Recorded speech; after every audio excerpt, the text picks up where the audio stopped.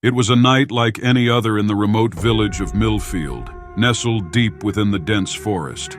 The moon hung low, casting an eerie glow over the small, tightly knit community. We had heard whispers about a creature lurking in the shadows, but no one truly believed the tales.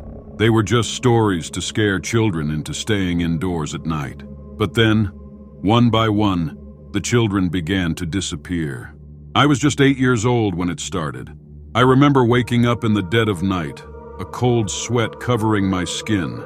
There, at the edge of my bed, sat a shadowy figure, barely illuminated by the pale moonlight streaming through the window. Its eyes glowed with a sickly yellow hue, and its long, clawed fingers tapped rhythmically against the wooden bed frame. The creature's presence paralyzed me with fear. I couldn't scream. I couldn't move.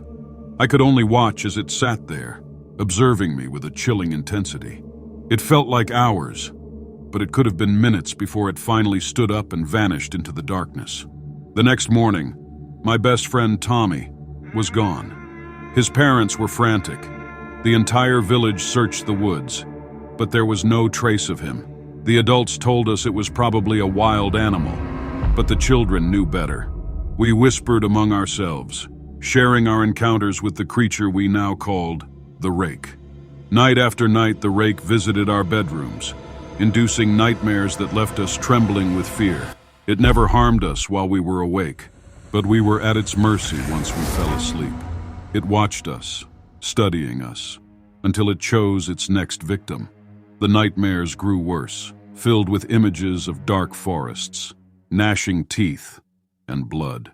As more children disappeared, the village became a place of dread. Parents kept their children close, but it didn't matter.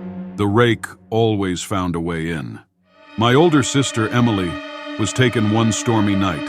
I remember her screams, muffled by the howling wind, as she was dragged from her bed.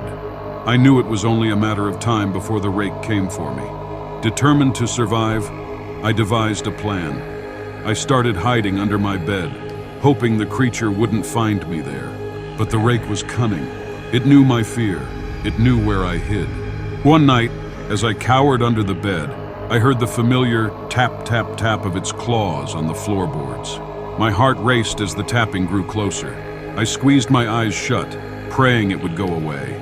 But then, I felt its icy breath on my neck. I opened my eyes to see its face inches from mine, those sickly yellow eyes burning into my soul. But this time, I didn't freeze. I sprang from my hiding place and ran, my feet pounding against the floor as I fled the house. I didn't stop until I reached the village square, where I collapsed, gasping for breath. The villagers found me there, and I told them everything. They listened, horrified, as I recounted my encounter with the Rake. But it was too late. The creature had taken too many of us, and now it was my turn to pay the price for escaping its grasp. That night, the village was plunged into chaos. The Rake's vengeance was swift and brutal. It tore through the village, its blood-curdling screams echoing in the night. No one was safe. The adults who had ignored our warnings fell victim to its wrath, their bodies torn apart in a gruesome display of retribution. I was the last one left, hiding in the church, clutching a crucifix to my chest.